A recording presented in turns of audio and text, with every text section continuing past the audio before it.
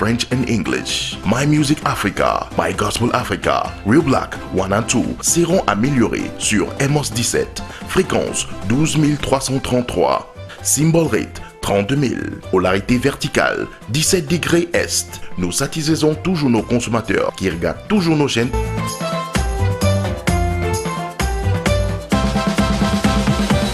Pour vos informations, divertissement et éducation. BT Media Group, building the future.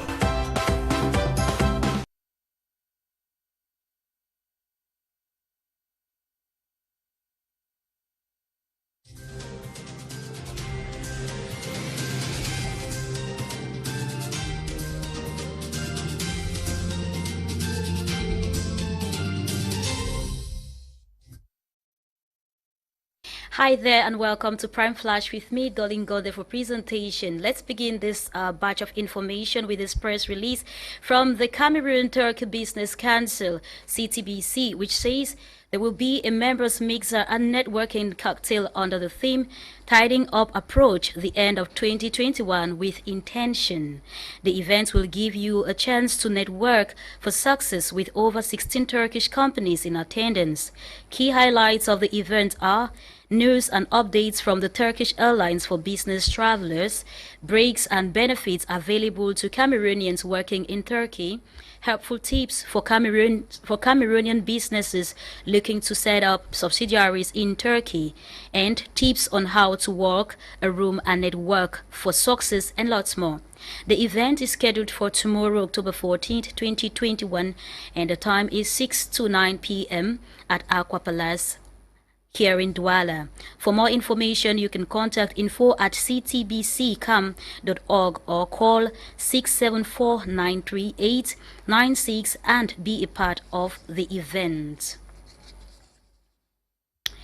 We now take you to the west region of the country, where inhabitants of Banja have taken to the streets to decry the poor and corrupt behaviors of security officers who are said to have released a suspected thief who was arrested and handed over to them by the locals. Their rage stems from the fact that few hours after handing over the suspect, he was found littering the streets again, and thus their outcry was geared towards recapturing the suspect for jungle justice to be meted. We now invite you to take a listen to the victims who had one or two things to say about the situation. On the machine that it was stolen. So I came in the morning on market day, Sunday, 2nd October 2021. I was unable to meet the machine that I work with, where it was.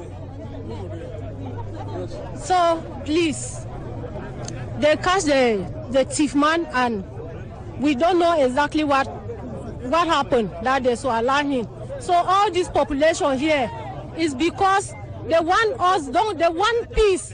They want to live in peace. They want to keep, they catch thief man, and all this population is here because they are angry because they have the thief, and allow him free to go. They caught him, they took him to the brigade in that subdivision. After taking him to that brigade of that subdivision, he was taken to the company. From there, the man was being taken to court. The matter was already in court, was already at the procureur. Normally, he's supposed to be at the waiting trial, waiting for the judgment, but we don't know how manage that he is out. And now my population said that they want the bandit here now, or let they at the court that the bandit was already with them there. Let them bring him. So since morning, I have calmed them down. I told them that they should go back. They've already, brought out their problems. And now we go to the southwest region, where a strike action by angry workers of the Cameroon Development Corporation, the CDC Botolimbe, was quelled following the issuance of a communique by the senior divisional officer for FACO. But in the following report, nonetheless, Noraka Kibi tells us how the day went with the workers. Some workers of the Cameroon Development Corporation (CDC) went on strike today, October 12, in Limbe, Fako Division in the Southwest region. The disgruntled workers organized a sit-in strike to run from the 12th to the 14th of October, following years of unpaid salaries by the corporation. Several CDC workers from Tiko, Limbe, Moliwe, just to name these, converged on Limbe precisely at the CDC head office in Bota Limbe this morning to demand their rightful claims. Security forces have been at the head office to prevent any violence from the disgruntled workers. Prior to the strike action, the senior divisional officer for FACO, Emmanuel Ngamba Lodu, had urged the CDC general manager to dialogue with the disgruntled workers. He had equally warned that should the strike action hold and excesses recorded, all organizers and participants shall be held responsible. It should be noted that with the socio-economic crisis rocking the restive regions, the CDC has been badly hit. The corporation has incurred major damages including loss in human capital, drop in production capacity, heavy financial loss and equipment damages. As a result, workers have gone for years without salaries and can't effectively manage their family responsibilities. That was Kaki Binora on that report. Let's talk something else where anger and violence continue to rage among CPD and militants of the Cameroons, that's the Cameroon's People Democratic Movement, as those of the Diamare constituency of the Far North region top of the chart by orchestrating violence, with the outcome of conflicts within the party being inconsistent within the functioning of basic organs of the party. Moreover, so many militants were surprised to see that their names were not passed on the electoral list. Many of the disgruntled militants have also revealed that ballot boxes were filled with cardboard papers and elements which have raised fraudulent suspicions from the voters. And on to the Southwest region. Meantime, some 27 journalists and members of civil society organizations drawn from some regions of Cameroon are currently meeting in Boya for a training on radio drama production. The program has been organized by the Civil Peace Service program, that's CPS, and the training will last for 5 days, as Clarice Ekowe tells us more in the following report. These are the 27 journalists and members of civil society organizations who are currently meeting in Boya for a 5-day workshop under the theme, Radio Drama, a Veritable Tool for the Promotion of Peace. Drawn from the Northwest region, the Southwest region, Bafoussam, Yaoundé, among other regions of Cameroon, the objective of this workshop organized by the Civil Peace Service is to train these participants on how to promote peace through radio drama and by using different languages. We were able to bring Julius Nzang from the USA, who will be facilitating on radio drama. He has a rich profile. I also have Christian Ashaleke, who is coming from Local Youth Corner. He also has a rich experience on peace building. Coming amidst the ongoing Anglophone crisis, radio drama for peace, according to one of the facilitators, is inevitable. To be able to produce a radio drama are not being properly put in place, And so we thought that radio drama should be one of the ways we can communicate peace, especially given the times that we are living in and the scenes that we find ourselves. On their part, these participants are optimistic that with the knowledge they will acquire on radio drama for peace, they will be able to enhance their peace activities within their respective communities. Radio drama, when people will sit down and listen to different voices, to stories that connect with them, it internalizes what is alive in them that is silent, and which is that of peace. Since there are so many aspects on peace, which aspect am I going to use that will actually capture the attention of my audience? It should be noted that this opening of the workshop was presided over by the representative of the moderator of the Presbyterian Church in Cameroon, Reverend William, who urged participants to make good use of knowledge acquired. Sorry for that technical hitch, ladies and gentlemen. Let's talk something else where a group of young Cameroonian scammers have been apprehended in Mali following a series of fraudulent traveling deals involving other Cameroonians seeking for greener pastures in that part of the world. In the following report, Eileen Sama details us more on that. The fraudsters were identified and exposed by some Cameroonians residing in Mali recently, who then alerted the police about their findings of 11 fake traveling agents. According to reports gathered, the young men are responsible for luring Cameroonian youths into fake deals of employment in Mali. Victims to the scamming transactions are usually demanded to budget 800,000 francs CFA. Out of this amount, 250 francs CFA will be used for transportation and 550,000 francs CFA for the procurement of documents, according to the scammers.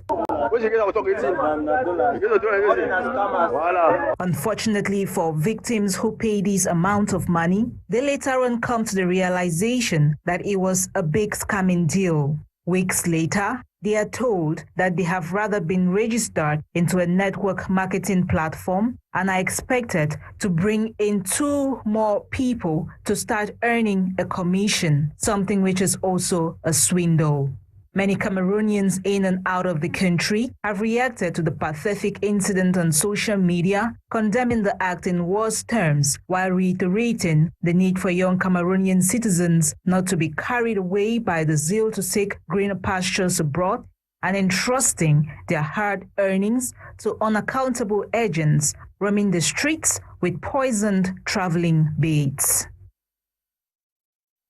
And on to something of national interest. After a year of peacekeeping mission in the Central African Republic, Cameroonian peace leaders, or peacekeepers rather, led by Colonel Richard Zameyo-Mba, have been welcomed in triumph at the fort of Tuesday, October 12, 2021, by Cameroon's Minister of Defense, Joseph Betty Assomo. The chief commander is proud of you, Minister Betty told them on behalf of the head of state, and head of the armed forces, President Paul Biya. In his speech during the occasion, the minister did not also fail to deplore cases of indiscipline amongst the corps, or within the corps rather, which almost tarnished the image of Cameroon, while promising severe sanctions on defaulters. And in sports, Cameroonian Eli Ngonde has won the Mr. World in bodybuilding, in the bodybuilding competition which took place recently in Italy rather. Eli Tane, with his impressive bodybuilding skills, is known to dominate his competitors in and out of the country. He is the first Cameroonian to win the world title in the under 24 category in bodybuilding, which took place in Mexico 4 years back. Meantime, let's move into Fecafood, where another twist loops up in that organization, and in which Cameroon, as a temporary executing committee, has been set up 6 months for a 6-month mandate led by Senator Albert Mbinda, who had been created to set the pace for the elective General Assembly at the Cameroon Football Association.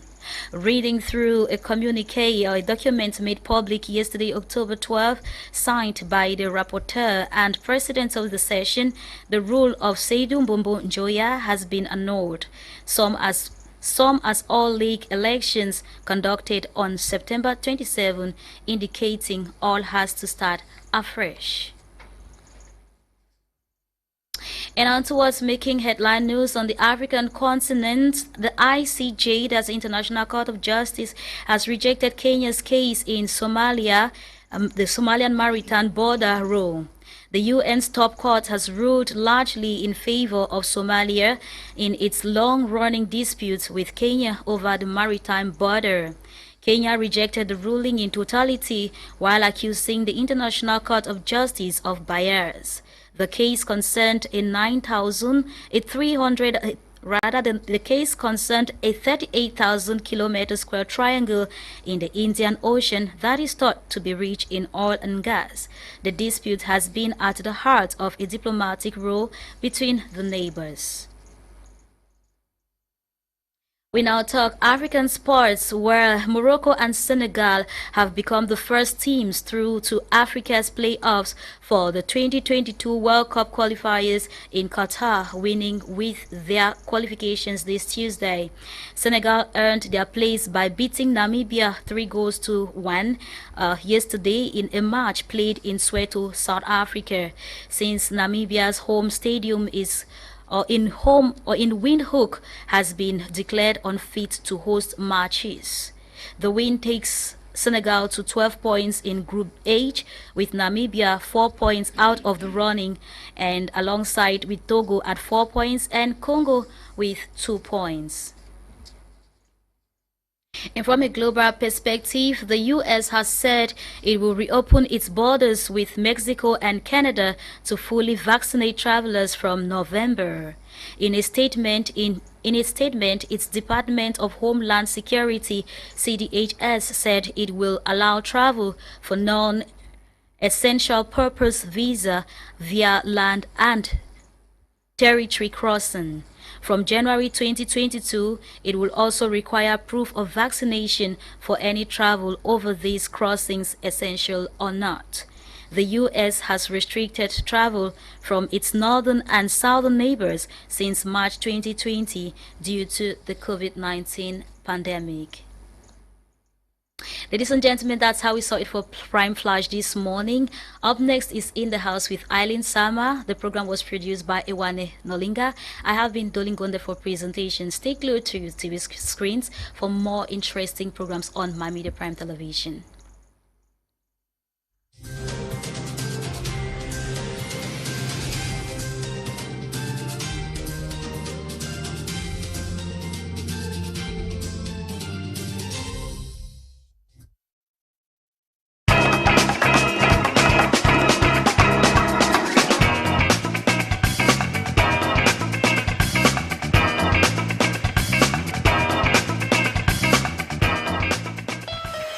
Are you in a relationship and you have issues with your partner because they are not romantic? How do